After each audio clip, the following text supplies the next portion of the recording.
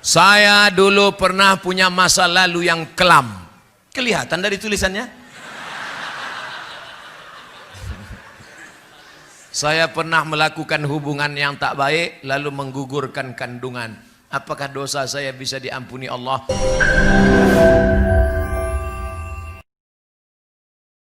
Jangan lupa subscribe, like, and share.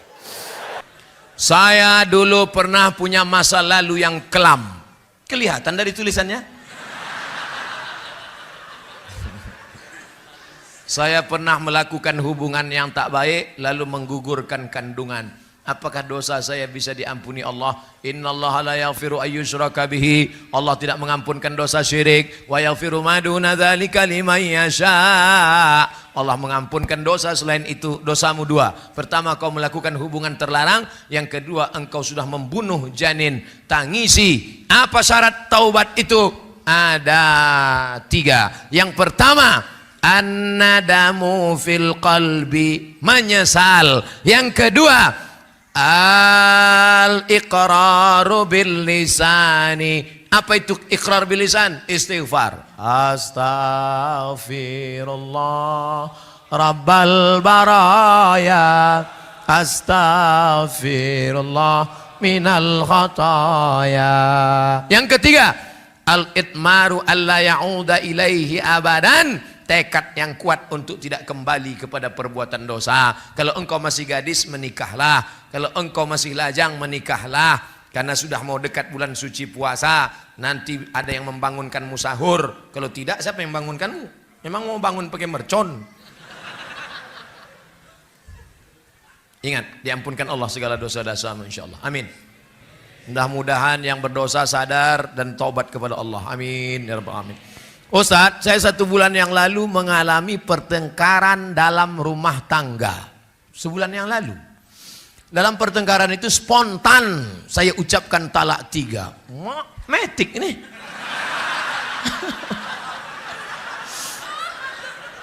Orang biasa pakai gigi 1 dulu.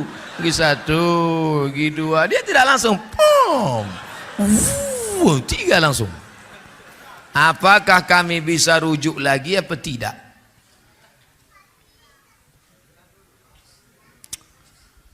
Ini kadang yang bertanya begini, anak lajang belum nikah pula. Oh, ini dia udah nikah. Kata dia sebulan yang lalu. Begini ceritanya saudaraku. Tolak itu 1 dulu. Setelah tolak 1, maka ada iddah 3 bulan. Iddah 3 bulan.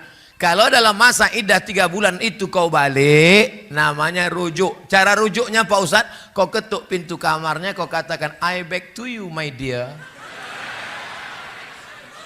Rujuklah itu dah. Makanya orang yang menjatuhkan talak itu bukan berarti diusirnya dari rumah. Jangan kau keluarkan dari rumah, sekedar pisah tempat tidur saja. Aku tak bisa lagi menengok engkau, daripada aku mau muntah, aku pindah tempat tidur. Nanti pas hujan balik. Tapi ingat, sudah jatuh talak 1. Oh, ngamuk lagi, jatuh talak 2. Masih bisa rujuk apa tidak? Bisa. Tapi kalau sudah jatuh talak 3, la tahillu lahu, tak halal rujuk hatta tankiha zaujan ghairah, sampai binimu itu nikah dengan laki-laki lain. Itulah zaman Melayu-Melayu dulu disebut dengan nikah Cino Buto. Pernah dengar istilah itu? Itulah orang zaman sekarang ini. Dulu orang kalau sudah dijatuhkannya talak 3, dia tak bisa balik lagi. Maka dicarinya lah dulu Cino-Cino tua buto. Dicarinya. Kau sini sebentar. Mau kau nikah bini aku. Tapi jangan kau tengok, jangan kau pegang-pegang. Oe, kata. Itu nikah itu tak boleh. La'anallahul muhallil wal muhallalah. Allah melaknat laki-laki yang mencarikan laki-laki untuk menikahi jandanya supaya dia halal untuk menikah lagi. Tak boleh. Nah, ini sekarang pulang nanti kau walimu bertanya ke lakimu itu, dulu waktu dia jatuhkan tolak metik langsung 3 ini, apakah dia dalam keadaan sadar atau marah? Kalau dia dalam keadaan marah, emosi sampai menggeletar sampai hilang kesadaran, talak 100. Maka kalau sedang marah namanya talaqul ghadib, talakul ghadab, tolak tak jatuh. Tanya, kau marah apa tidak? Iya Pak Ustaz, saya marah waktu itu. Saya marah. Maka tak jatuh, akan datang jangan lagi marah-marah. Memang marah menyelesaikan masalah. Kalau marah menyelesaikan masalah, kumpul kita se-Indonesia hari marah nasional. Saya sudah 3 tahun pacaran. Tadi katanya udah nikah. Berarti 2 orang 1 kertas. Saya sudah 3 tahun pacaran Pak Ustaz. Insya Allah tahun depan saya nikahi dia. Apakah saya putusin saja hubungan ini Pak Ustaz? Jangan. Kau putusi dia, tahu-tahu datang Valentino Rossi disalibnya. Menangis. 3 tahun sudah pacaran, jalan sana jalan sini, maksiat sana dosa sini. Maka mulai besok pagi kau datangi bapaknya, kau bilang, Pak, ku pinang anak bapak, insya Allah bulan depan aku akan nikah. Mudah-mudahan dimudahkan Allah jodoh, amin. Nanti kalau saya tunda dia dipinang orang lain gimana Pak Ustadz? Bunga bukan setangkai, kumbang bukan seekor. Patah tumbuh hilang berganti, hilang 1 tumbuh 1000. Saya aja yang kurus kering hitam jelek tak ganteng ini, duduk saya di kantin kampus, bolak balik anak gadis itu lewat-lewat.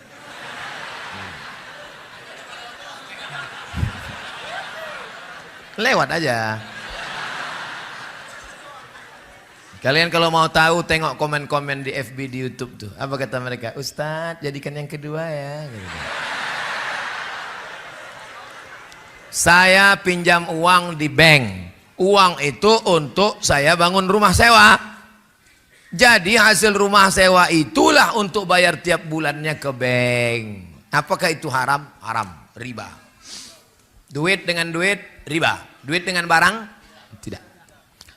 Pak Kapolsek, itu ku tengok mantap motor Bapak. Aku mau beli Pak. Berapa Bapak jual? Itu motor gede, mahal tuh Pak Ustadz. Berapa? 100 juta. Aku beli, aku cicil. Boleh tak saya cicil itu setahun? Boleh, karena akadnya uang dengan barang. Pak Haji, itu rumah Pak Haji yang di Batam mantap di tepi laut. Jangan beli Pak Ustadz, kena tsunami. Tak apa-apa, sementara tsunami aja aku pakai. Berapa harganya? Saya jual sama Ustadz 300 juta. Aku cicil setahun Pak, boleh. Boleh apa tak boleh saya cicil kredit? Karena akadnya uang dengan tapi kalau uang dengan uang, pinjam 100 juta bayar 120, pinjam 10 juta bayar 12, riba. Hasilnya juga riba. Udah sempat terbeli, udah jadi Pak Ustadz. Astagfirullah Rabbal. Udah jadi barang itu apa lagi? Apa hukumnya kalau suami tak mau sholat? Banyak betul lagi tak sembahyangnya.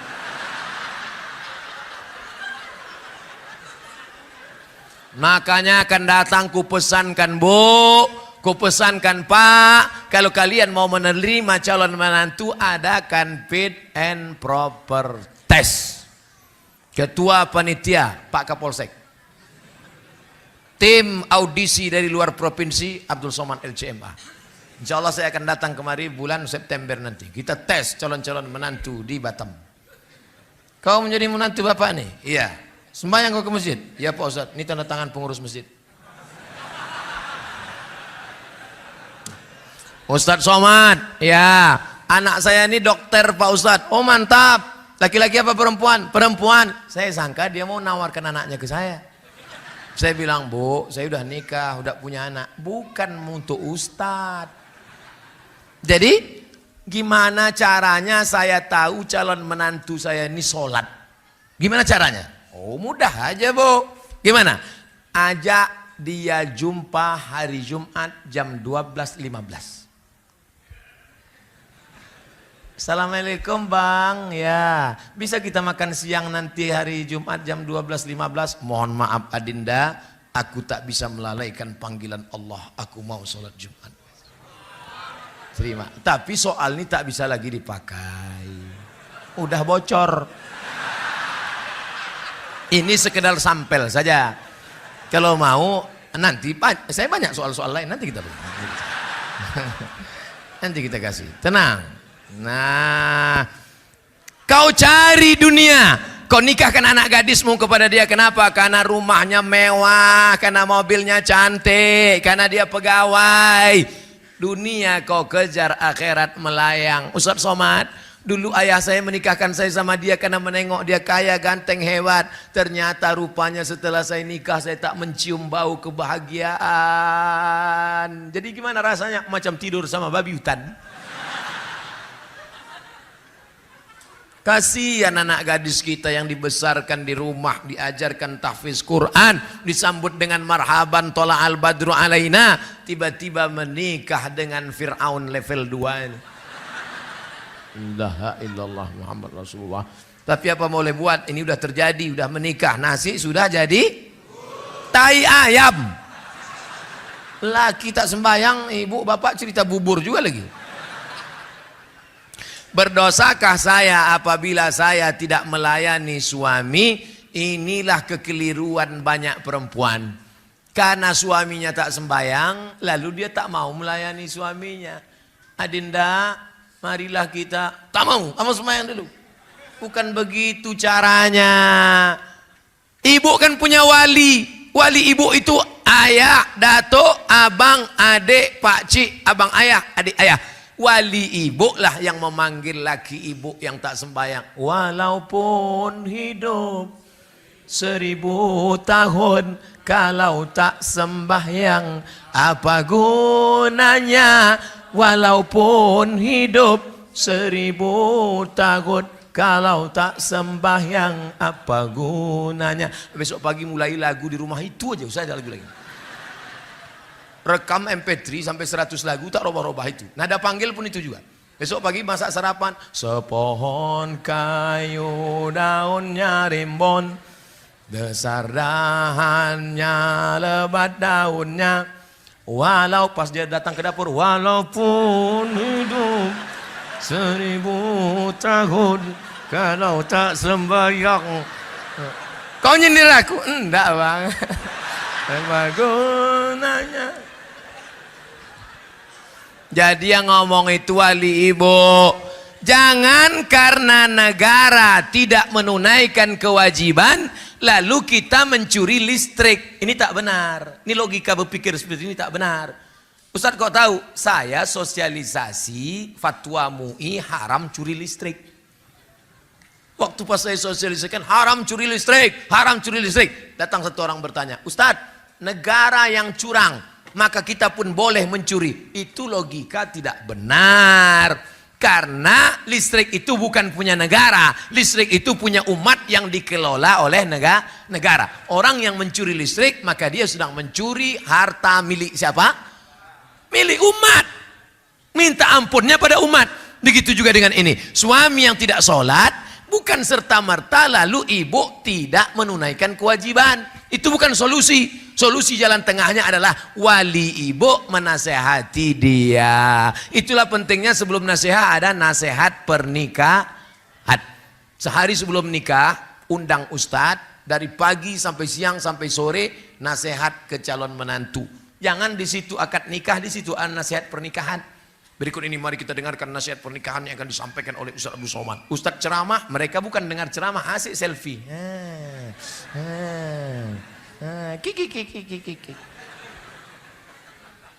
Karena saya pernah dengar dari ustadz lain, apabila suamimu tidak mau sholat, berarti kamu sama halnya berhubungan dengan setan. Makasih Pak Ustadz. Orang yang tak sholat itu dua.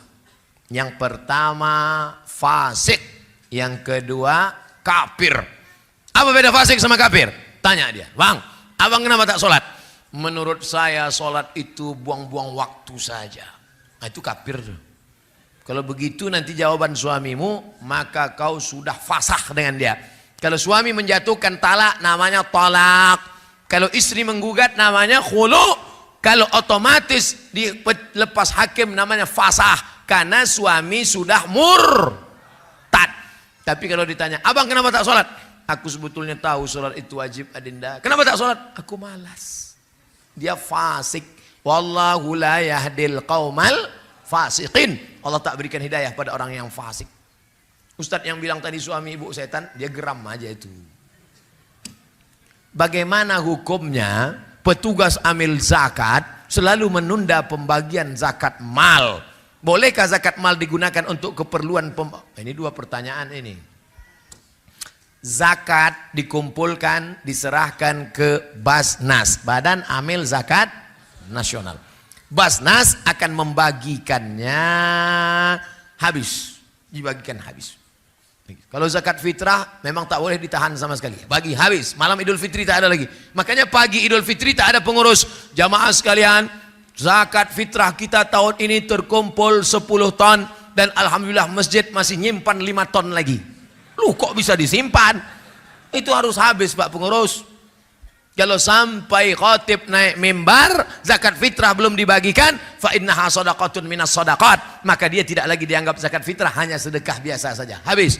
Adapun zakat mal, maka berijtihadlah mereka. Ini tukang jual goreng pisang, dipikul keliling kota, maka belikan dia gerobak, bayarkan. Ini di rumahnya buruh cuci, pergi ke rumah-rumah orang kaya mencuci, maka belikan dia mesin cuci 5 juta, setrika, supaya dia bisa buka laundry kecil-kecilan, supaya zakat itu produktif. Jangan kasih ikan tapi kasih pancing. 2. Bolehkah zakat itu untuk keperluan masjid? Ini kejadiannya 6 tahun yang lalu di Pekanbaru. Waktu itu video belum viral. Assalamualaikum Ustaz Somad. Waalaikumsalam. Saya mau sedekah 100 juta zakat untuk masjid. Tapi kata Ustadz tidak boleh zakat untuk masjid. Bisa Ustadz tolong selesaikan masalah ini? Sebentar Pak Haji, saya buatkan makalahnya. Saya tulislah makalah. Sepakat 4 mazhab Hanafi, Maliki, Syafi'i, Hambali bahwa zakat tidak boleh untuk masjid. Tapi menurut Imam Fakhruddin Ar-Razi dalam kitab Mafatihul Ghaib Tafsir Al-Kabir, dikutip oleh Syekh Atiyah Saqar dalam kitab Fatawa Al-Azhar, bahwa makna fi sabilillah semua jalan mengagungkan agama Allah. Andai masjid kita ini di seberang kampung, antara kampung dan masjid ada sungai, tiba-tiba jembatannya roboh, maka zakat boleh dibuat untuk jembatan, karena jembatan itu juga masuk asnaf fi sabilillah.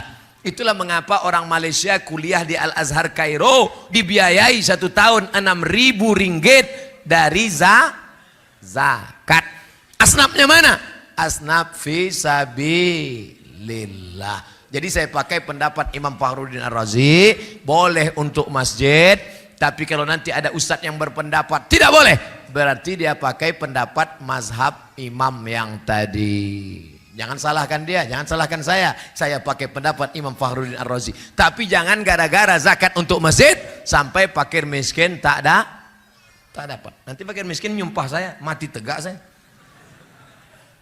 Apa hukumnya pengurus masjid tidak segera membelanjakan uang infak sedekah untuk keperluan masjid? Ini bertanya penyindir.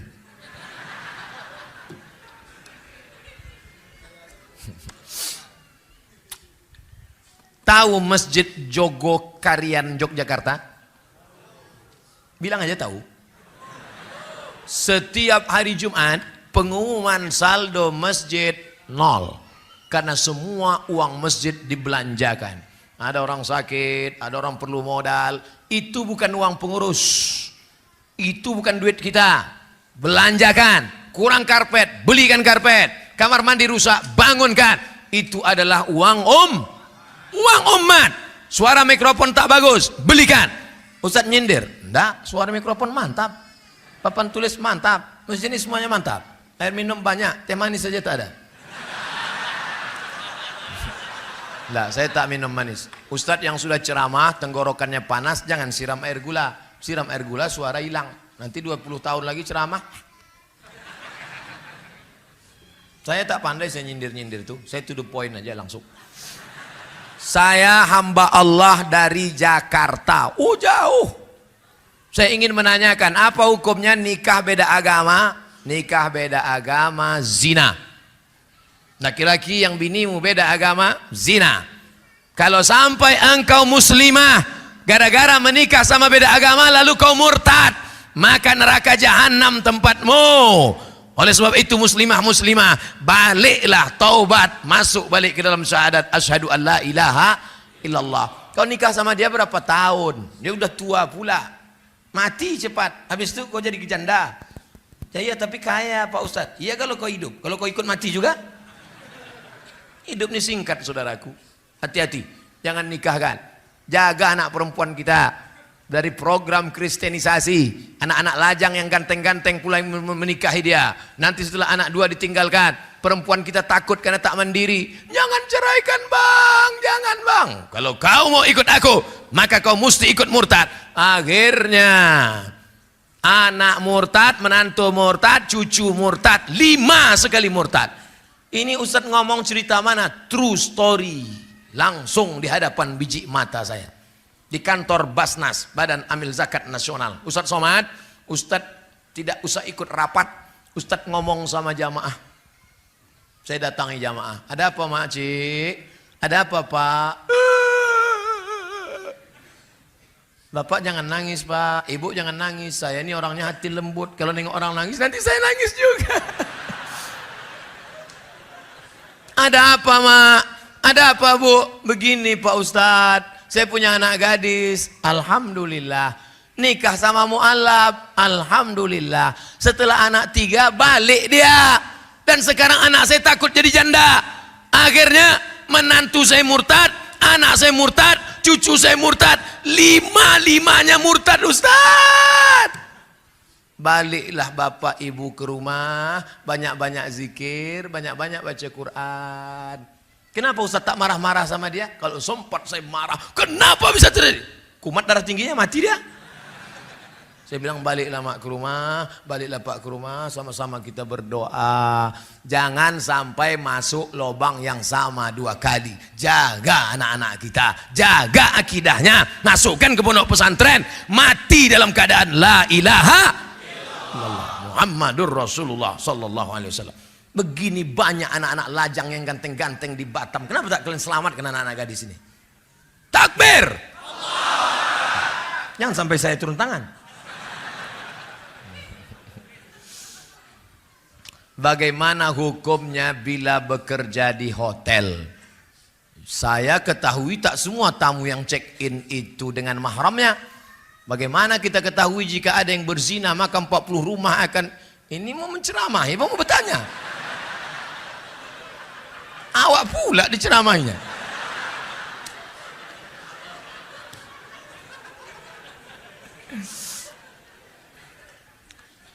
Famanittaqas syubhat faqad istabra'a lidinihi wa 'irdihi. Ini hutan lindung. Di hutan lindung ini haram mengembalakan kambing.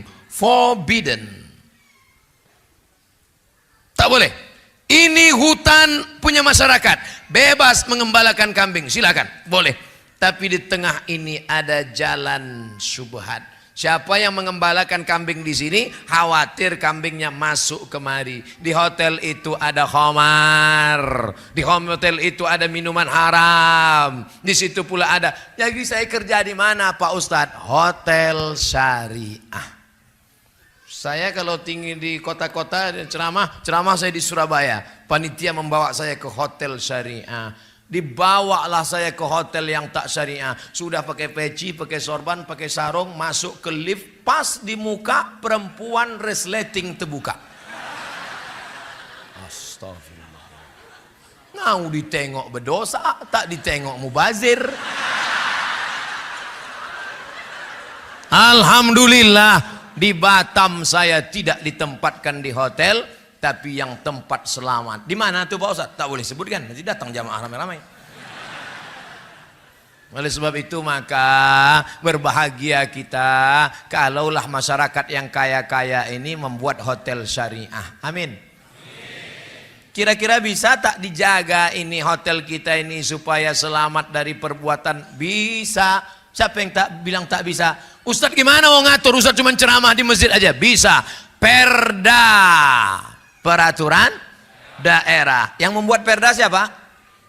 DPR. Yang milih DPR? Kapan kita pilih?